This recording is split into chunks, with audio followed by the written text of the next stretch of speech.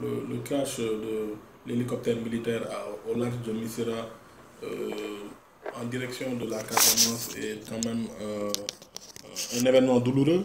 Un événement douloureux quand on sait ce qui s'est passé au mois de janvier en Casamance et qu'il y ait un hélicoptère en direction de la Casamance dans lequel la nation sénégalaise perd 6, je pense, personnes. C'est quelque chose d'assez douloureux. J'en profite pour présenter mes condoléances à toutes ces personnes qui ont perdu des proches. Moi-même, ici à l'agence, je pense qu'il y a une personne qui était très proche de ces personnes décédées. Mais aussi à la Casamance, à l'ancien ministre Robert Sagna, qui a perdu beaucoup de ses proches dans cette affaire. Et renouveler aussi toute notre estime à l'armée sénégalaise, qui est une armée de responsabilité, mais aussi une armée qui est dans toutes ses fonctions et ses missions, une armée exemplaire et qui est reconnue de par le monde.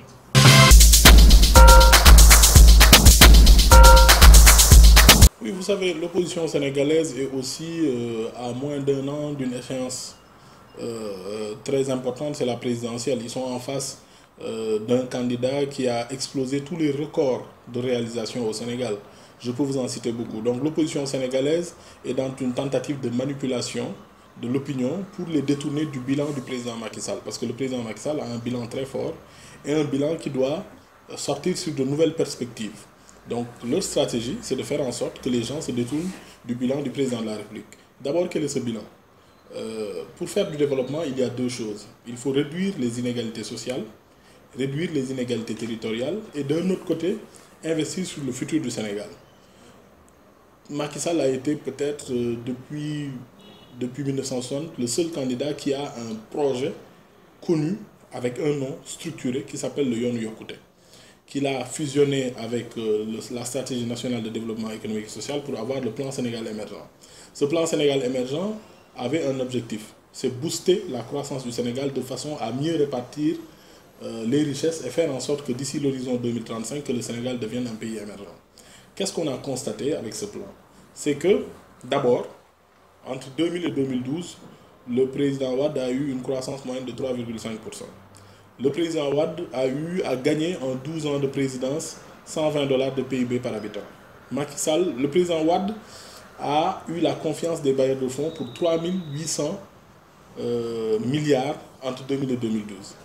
Alors que le président Macky Sall a explosé tous ces chiffres-là. En 5 ans, il a eu 7 000 milliards à la place de 3 800 milliards de la part des partenaires techniques et financiers. Son taux de croissance a doublé celui du président Wade. Et ces projets d'équité territoriale, d'équité sociale ont marché. Le PSE a amené tous ces éléments-là comme les bourses familiales, la CMU, le pôle urbain de Diamniadio qui sert à décongestionner Dakar. Le palais présidentiel, c'est une goutte d'eau dans les projets de Diamniadio.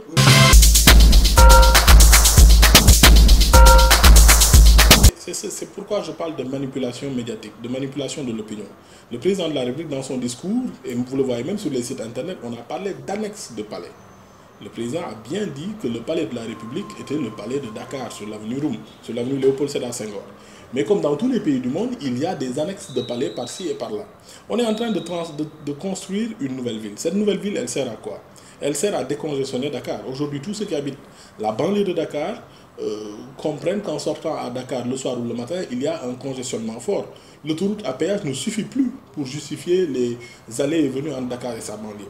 Il fallait créer à côté de Dakar une zone qui peut capter ce qu'on appelle en urbanisme un phénomène de conurbation. C'est quoi un phénomène de conurbation?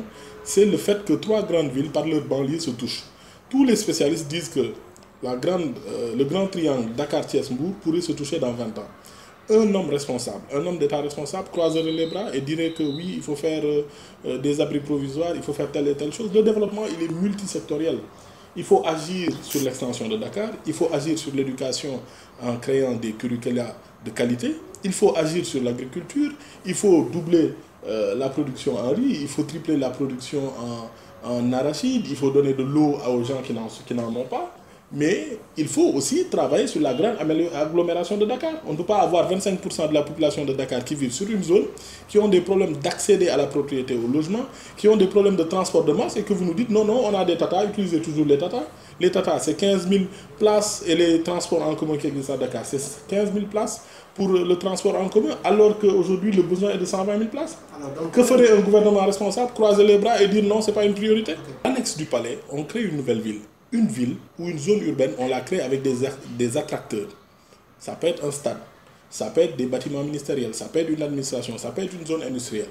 Mais dans l'expérience du Sénégal, on a noté que les quartiers qui ont été créés à la périphérie de Dakar sont devenus des cités dortoirs. Les gens n'y travaillaient pas, ils ne faisaient que travailler dans le centre-ville et ils rentraient le soir pour y dormir. Donc on a voulu créer une très grande ville qui allait recevoir beaucoup de personnes qui n'ont pas la possibilité d'acheter des logements à Dakar. Je vous donne souvent l'exemple d'un Dakarois qui a un salaire de 500 000 francs ou 1 million. Si vous avez un salaire de 500 000 ou de 300 000 aujourd'hui, quelle est votre chance d'être propriétaire de votre logement?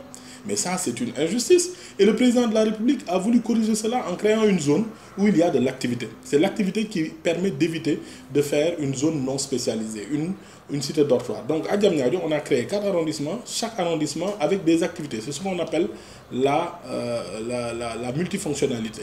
On a une zone pour les activités événementielles, le centre de conférence. Vous avez vu aujourd'hui que tout le monde le critiquait, mais chaque semaine il y a un sommet, un forum, le forum turc, le forum chinois, parce que Dakar a une infrastructure qui sait recevoir ces choses-là. Le Méridien Président n'arrive plus à recevoir ces choses-là, le Grand Théâtre n'est pas fait pour ça. On n'a presque pas d'hôtel 5 étoiles qui peut accueillir ces choses-là. Vous allez au Rwanda, la première des choses à faire, c'est de créer un centre de conférence comme celui-là. C'est la même société qui l'a réalisé au Rwanda, qui l'a réalisé au Sénégal. Et dans ces pays-là, vous n'entendez personne critiquer ces décisions. Un pays doit avoir un bon centre de conférence pour attirer. L'autre point, on a des activités industrielles à Diamniadio. On a des ministères. Mais si vous avez la moitié de vos ministères qui vont à Diamniadio, mais il est pas mal aussi d'avoir un centre où, par exemple, le chef de l'État, de temps en temps, peut y tenir des conseils des ministres. Et ça, c'est ce qu'on appelle un attracteur institutionnel. Ça permet à beaucoup de services, beaucoup d'entreprises à venir s'installer à Diamniadio parce qu'il y a une annexe du palais, parce qu'il y a les ministères, parce qu'il y a un stade, parce qu'il y a un pôle industriel.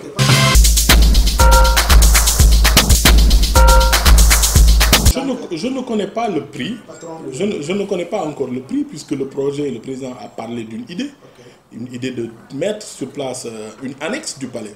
Mais en temps et en heure, moi je suis sûr qu'un palais comme ça, ou une annexe de palais, ça ne devrait pas être le plus important des investissements à Diamniadio. Vous savez, un chef d'État qui vit toujours chez lui, je ne pense pas que c'est ce chef d'État-là qui va aller chercher un palais luxueux ou ce genre de choses.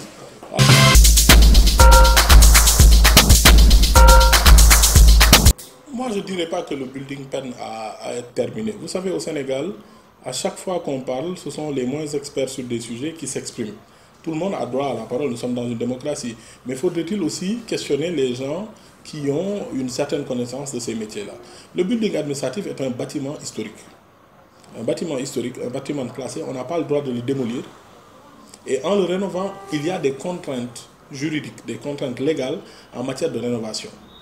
Il faut le rénover en l'état. Il ne faut pas toucher la structure du bâtiment. Donc c'est l'une des raisons pour lesquelles il y avait de trop grandes contraintes. Aujourd'hui, ce bâtiment a été refait, ce qu'on appelle de la restructuration, parce que souvent on compare les prix entre une rénovation, ce que les Toubab appellent peinture, moquette, revêtement, ce genre de choses. Une restructuration, c'est-à-dire enlever tout un bâtiment et lui laisser juste son squelette et reprendre tout ce qu'il y a à l'intérieur, et la construction. Il arrive, et je le dis ici, il arrive que des restructurations de bâtiments puissent coûter plus cher que la construction d'un bâtiment. Et ça, vous pouvez faire le tour du monde. Et je pense même que la première entreprise qui avait fait une évaluation de la rénovation du building, c'était une grande multinationale connue dans le monde. Mais leur première facture était de 65 milliards. Donc l'État du Sénégal a bien fait de voir par quel moyen avoir un prix raisonnable sur ces tarifs-là. Je vous donne un exemple. En Côte d'Ivoire, un pays où l'on ne parle pas beaucoup et on travaille bien, ou souvent qui est cité en exemple. Il y a l'immeuble de la CCIA. La CCIA, c'est le Centre de commerce international d'Abidjan, qui abrite la BAD. C'est un bâtiment qui a été rénové en 2013 pour 33 milliards 300 pour 20 000 m² de bureaux. 20 000 m² d'espace de bureau. Le building, c'est 26 000 m² d'espace de bureau. Et il y a eu des extensions, il y a eu des investissements sur les énergies renouvelables qui n'ont pas lieu, par exemple, sur le bâtiment de la CCIA. Il y a aussi des équipements de contre-ventement, parce qu'il y a des contraintes techniques sur le building. Si le président Macky Sall n'avait pas agi sur le building, on allait perdre un pan de notre histoire et un bâtiment qui a accueilli des gouvernements depuis 1960. Okay, donc ce prix-là peut être justifié. Le retard, c'est la complexité des travaux. Le retard, c'est la complexité des travaux. En quoi il est complexe? Parce que c'est un bâtiment à sauver. Dans le projet, à l'origine, je pense, puisque ce n'est pas le bâtiment de bâti qui le gère, mais dans les comités techniques où je suis allé, on notait qu'il y avait des éléments qu'on découvrait au fur et à mesure que le bâtiment était fait. On va dire oui, les études ont été mal faites, mais souvent c'est des chantiers complexes parce que c'est un bâtiment historique. Nous sommes dans la zone, vous savez, la zone qui entoure le palais, entre la primature et le palais, c'est la même nature de sol que Diamniadio. C'est de l'argile gonflant, c'est des difficultés techniques sur lesquelles il faut remonter. C'est un chantier qu'on ne peut pas comparer par exemple avec l'aéroport, avec ses 7 avenants. Donc ici, je pense que l'entreprise a été plutôt performante et je suis sûr que le jour où le building va être livré, il y aura beaucoup de surprises en termes qualitatifs.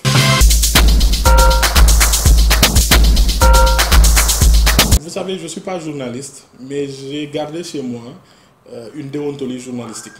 Moi, j'évite de dire on dit. Le jour où je verrai des documents, je pourrai vous informer sur le sujet. Et je pense qu'il faut inviter aussi les journalistes à donner des chiffres basés sur des documents écrits attestés. Il faut éviter les on dit. Je n'ai pas les chiffres, je les aurai échangés avec vous.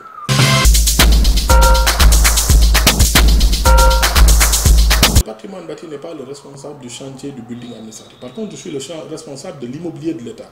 Et je vous explique de par ma spécialisation et de par le métier et la fonction que j'occupe aujourd'hui, quels pourraient justifier ces éléments sur un chantier de ce type-là. Mais je n'ai pas les chiffres exacts puisque ce n'est pas moi qui gère ce chantier. Vous savez, l'État du Sénégal a mis en place une politique immobilière en 2012 avec un certain nombre d'aspects. Souvent, on ne suit pas les explications parce qu'on préfère, comme on dit dans le jargon journalistique, le chien qui mord le curé plutôt que le curé qui mord le chien.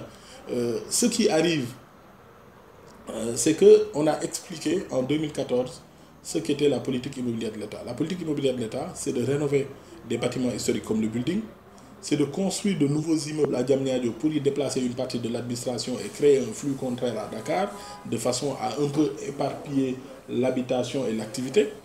Mais c'est aussi le fait de faire baisser les loyers de l'État. Les loyers de l'État étaient à 6,5 milliards quand le président Macky Sall arrivait au pouvoir. Avec la rénovation du building, avec la construction des cités ministérielles, des sphères ministérielles de Diamniadio, les dépenses locatives de l'État vont passer de 16,5 milliards à 7,3 milliards à partir de 2018. Donc vous imaginez un peu, ce n'est pas le fruit d'un gigantisme comme certaines personnes le disent. C'est une réflexion soutenue sur l'immobilier de l'État. Et on va aller au-delà de ça. Dans des régions, par exemple, qui ont été créées par le régime précédent sans mettre en place des infrastructures, on va créer des cités administratives. Aujourd'hui, qui ne serait pas fier qu'il y ait, par exemple, une grande cité administrative avec un building administratif régional à Sédhiou, une région qui a un territoire qui a été érigé en région, et où même le gouverneur n'a pas un bâtiment administratif appartenant à l'État? Qui pourrait reprocher au régime du président Macky Sall de créer des zones où on peut mettre l'administration sur des sites de regroupement? Vous allez à Kaffrine, même le gouverneur est dans un bâtiment conventionnel loué. Et c'est à ça que le président Macky Sall s'est attaqué. Il faut donner de la dignité aux bâtiments publics. Les rénover, le building, tout le monde sait que ce n'était plus quelque chose qui faisait la fierté du Sénégal. Comment pouvons-nous aller dans des zones comme Kaffrine et que le gouverneur soit derrière une rue, derrière une porte et ne soit pas dans un bâtiment administratif en montrant qu'il est l'autorité locale? C'est un peu ça ces questions. Si on veut avoir une administration forte, si on veut se réclamer d'un patriotisme ou d'un néo-patriotisme, il faut savoir aussi gérer ces questions-là. Okay.